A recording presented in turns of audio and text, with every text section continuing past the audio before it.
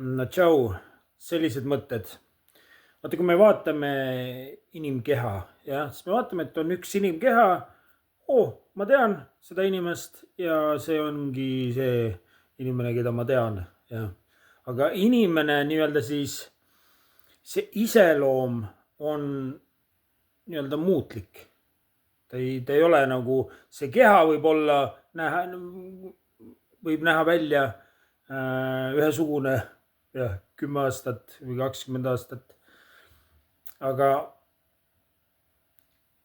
see käitumine või see iseloom, need väärtused, need võivad muutuda ja need võivad muutuda väga kiiresti ja järsku. Ma toon, läheb segaseks jälle, William, ära aja asja segaseks, räägi nüüd midagi loogilist.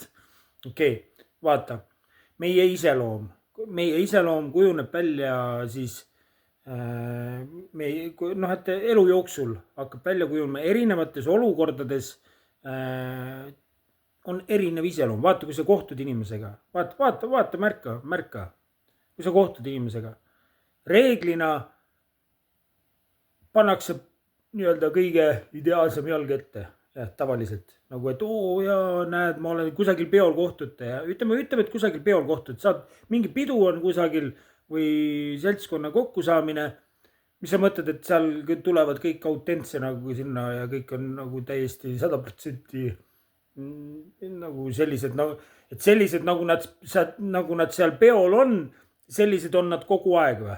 Terve läbi elu, kogu aeg on nad sellised? Ei ole.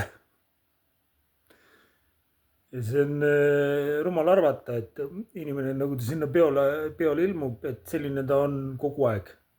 Hommikul ärkab, siis kui matused on kusagil või siis kui mingi õnnetus juhtub kusagil, siis ta on kogu aeg, või siis kui mingi nälg on või mis iganes, siis ta on kogu aeg ühesugune. Ei ole nii. Et kus see iseloom, kus ta siis nagu välja kujuneb? Vaata, olen nagu aru saanud, et mingi ebakindlus võib seda mõjutada, sellest ebakindlusest, mingist sisemisest ebakindlusest teeb korrektuur, toimub kusagil lapsepõlves, siis hakkab iseloom muutuma. Võib-olla mingisugune trauma võib seda mõjutada.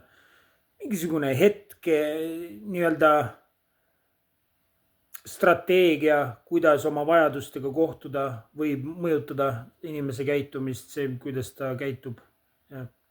Ütleme, et mõni võib olla selline, aitab aidata, ma olen nii abivalmis ja ma aitan teid kõiki kogu aeg ja siis nii kohtub oma vajadustega. Aga see ei ole tema autentne see roll, see rüütellik aitaja roll. Need on rollid, erinevad rollid ja erinev keha võib võtta palju erinevaid rolle. Nii, aga kui sa nüüd hakkad inimesega, saad lähemalt tuttavaks või ütleme, saad seal peol kokku, mingi seltskonna kokkusaamine oli, saad seal kokku inimesega ja siis mõtled, oled võlutud. Näe, kui šarmikas, issand, vaata, kui hea energia, vaata, teeb nalja ka veel, püha jumal. Ongi, näe, ma olen armunud, ma olen jalgust rabatud. Tekib selline olukord. Sa naiivselt usud, et nüüd ja siis hakkate temaga pikemalt suhtlema ja siis naiivselt usud, et nüüd ongi, et nüüd paneme leivad ühte kappi ja nüüd sellise inimesega hakkadki olema koos. Mida kauem sa koos oled, seda rohkem erinevaid kihte hakkad nägema, nagu ma ütlen, meil kõikidel on nii palju erinevaid killustumusi või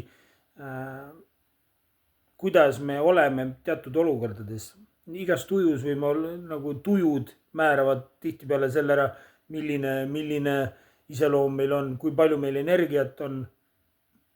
Antud hetkel määrab ära, milline iseloom meil on, kui palju meil kannatlikkust on.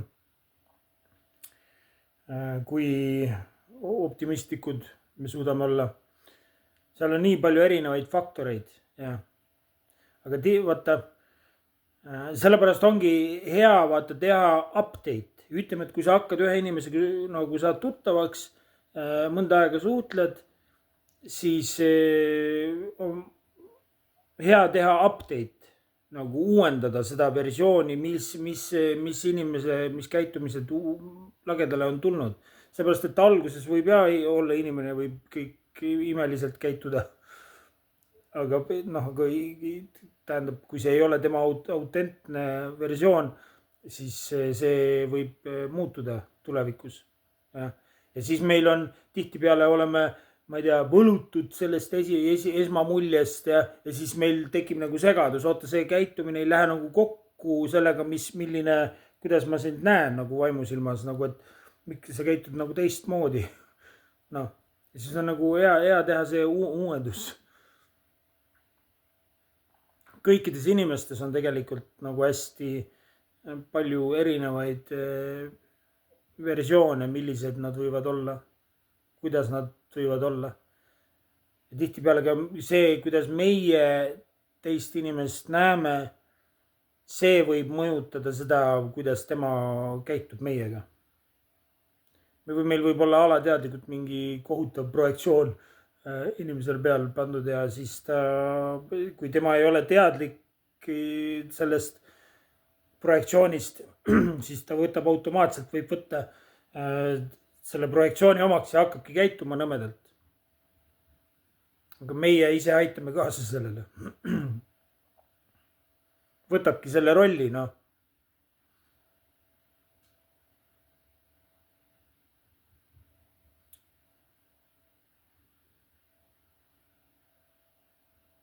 Mõnel inimesel on nagu, et vaata nagu hästi äärmuslikud need võivad olla need kõikumised või need muutused nagu oota, see on nagu, et ma poleks uskunud, et sinus selline pool ka on olemas ja nagu neid pooli võib olla inimestel nii palju erinevaid ja see võib üllatada nagu teinekord, mis asja. Ja siis kui sa ikkagi tahad nagu suhelda selle inimesega, siis sa pead või selle inimkehaga, kus on palju erinevaid iseloomusid, siis sa pead nagu ühes inimeses õppima suhtlemist, pead nagu ära tundma, et nüüd toimus see iseloomuvahetus inimeses. Kuidas nüüd sellega suhelda? Nagu kuidas sellega suhelda? Kuidas temaga läbi saada? Või temaga asju ajada? Näiteks ühes inimeses üks iseloom võib olla nagu hästi eakene ja sellega on nagu lihtne läbi saada.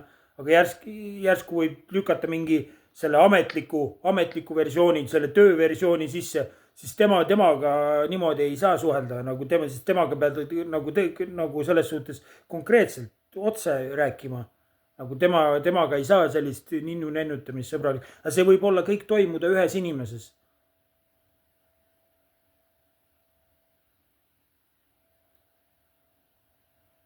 Meestel on tihtipeale illusioon nagu millised nende naised on. Nad pole nagu selles suhtes, et nad pole see, milline naine on sõbrannadega. Ma räägin tavamaailma, ma ei räägi võib-olla teadlikest naistest nii palju. Aga siis, kui ma olen elu jooksul näinud. See, milline ta on sõbrannadega, on täiesti üksena. Siis, kui ta on oma mehega, siis on täiesti teine versioon.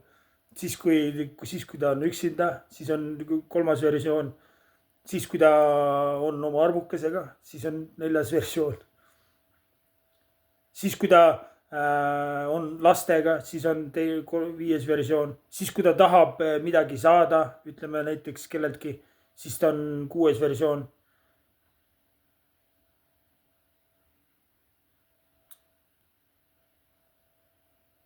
Siis kui ta kaitseb kedagi, siis on 7. versioon. Siis kui ta on tööl, siis on 8. versioon. Ja nende kõikide versioonidega, kui sa oled nagu, kui sul on see tundlikkus, kui sa oskad näha, nagu sa märkad, kui sa õpid inimest tundma, siis sa märkad, kui see muutus toimub selles inimeses. Kui see iseloomu muutus toimub. Ja siis õpid, nüüd oled see sina. Võid mõttes panna teise nime ka sellele teisele iseloomule, mis selles kehas ära vahetus. ja neid on nagu kõikidel inimestel on neid. Nagu mina pole veel näinud ühtegi, kellel on ainult üks iseloom kogu aeg. Ma räägin, nagu neid võib olla nii nagu see kontrast võib olla nii suur, nagu millised iseloomud ühes inimeses võivad peituda, nagu see kontrast võib olla nii suur. Aga siis ise tuleb teha, nagu ma räägin, see uuendus või update.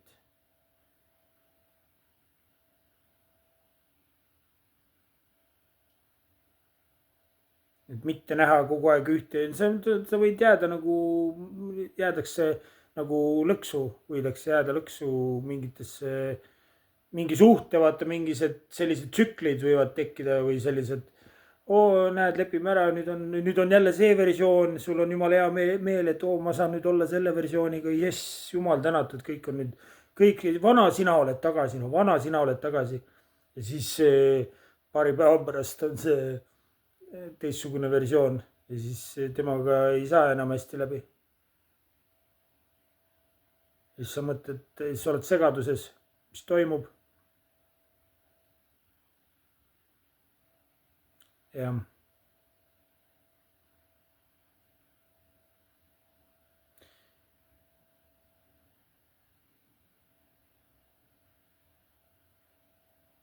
Kõik head.